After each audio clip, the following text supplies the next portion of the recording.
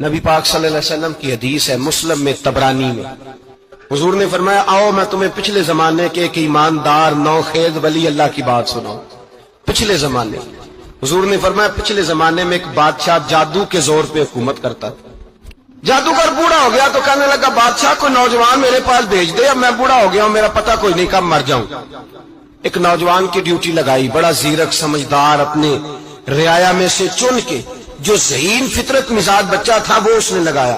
اللہ کے محبوب علیہ الصلوۃ والسلام فرماتے ہیں بچہ جادو سیکھنے لگا، وقت گزرنے لگا۔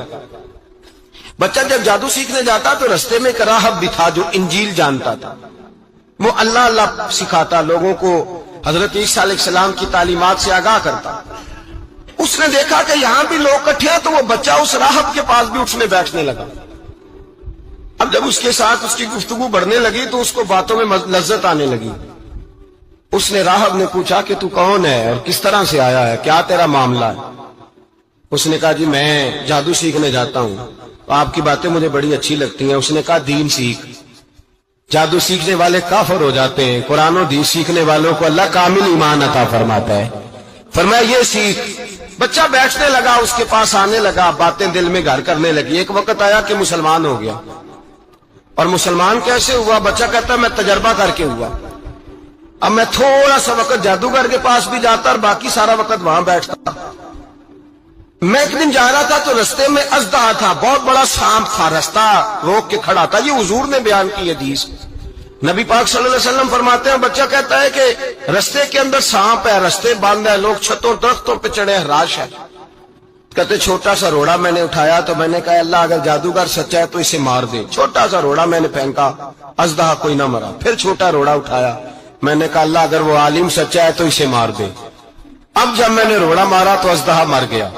میرے اندر سے گواہی آئی نہیں دین کی باتیں سچی ہیں، نہیں قرآن کی باتیں اسلام سمجھانے کے لیے عرض کر رہا ہوں، اگرچہ اس دور میں انجیل تھی، اللہ رسول کی باتیں اچھی ہیں۔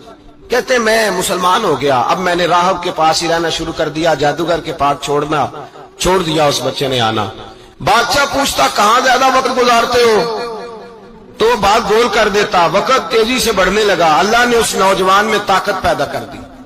اب وہ اس کے اندر نا اللہ نے توانائی روحانیت پیدا کر دی، ابھی جوان ہے، 14-15 سال عمر ہے۔ اللہ نے اب جو بیمار بھی آتا وہ دعا کرتا تو اللہ صحت عطا کر دیتا، جو بھی آتا۔ بادشاہ کا ایک درباری تھا، بادشاہ کو پنکھا جلتا تھا، وہ اندھا ہو گیا، کوئی ایسی تکلیف آئی کہ نابینا ہو گیا، بڑے علاج کرائے شفا نہیں ہوئی۔ کسی نے اس بچے کا پتہ بتایا کانوں میں، اس کے پاس گیا تو بچہ کہنے لگا شفا تو ہو جائے گی پر کلمہ پڑھنا پڑے گا، مسلمان ہونا پڑے گا، جس پیغمبر کا میں غلام ہوں تجھے بھی بننا پڑے گا، دین پہ عمل کرنا پڑے گا، اللہ شفا دیتا ہے۔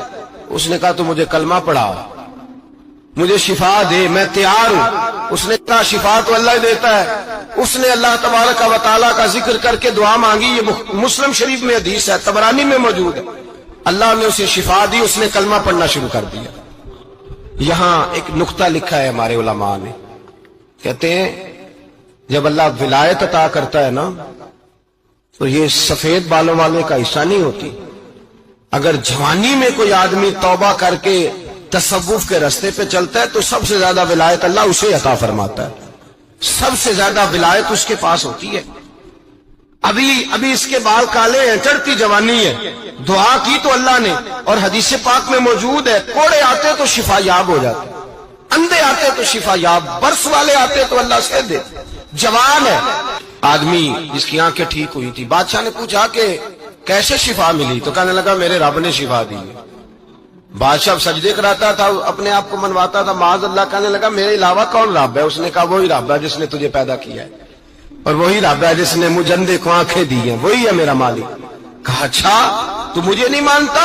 کہا نہیں میں اپنے رب کو مانتا ہوں۔ بادشاہ نے اسے سزا دی، ستایا، اس نے بچے کا پتہ بتایا، پھر بچے کو بلا کے ستایا تو اس راہب کا پتہ بتایا، راہب بھی قتل ہو گیا، نابینا بھی قتل ہو گیا۔ بادشاہ نے کہا سپاہیوں سے اس بچے کو لے جاؤ اور پہاڑ کی چوٹی پہ جا کے نیچے پھینکو تاکہ مر جائے۔ بچہ پہاڑ کی چوٹی پہ گیا تو ہاتھ اٹھا کے کہنے لگا یا اللہ میرے لیے نہیں اپنے لیے، میرے لیے نہیں اپنے لیے انہیں اپنی قدرت کے جلوے دکھا، میرے لیے نہیں۔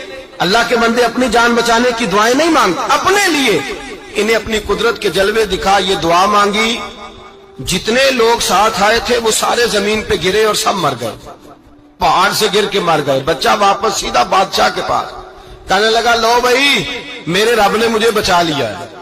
جوان کا ایمان دیکھو، میرے رب نے مجھے، بولو میرے اللہ نے مجھے ایمان کی گواہی دے رہا، میں بچ گیا ہوں، تو جھوٹا ہے، میرا رب سچا ہے۔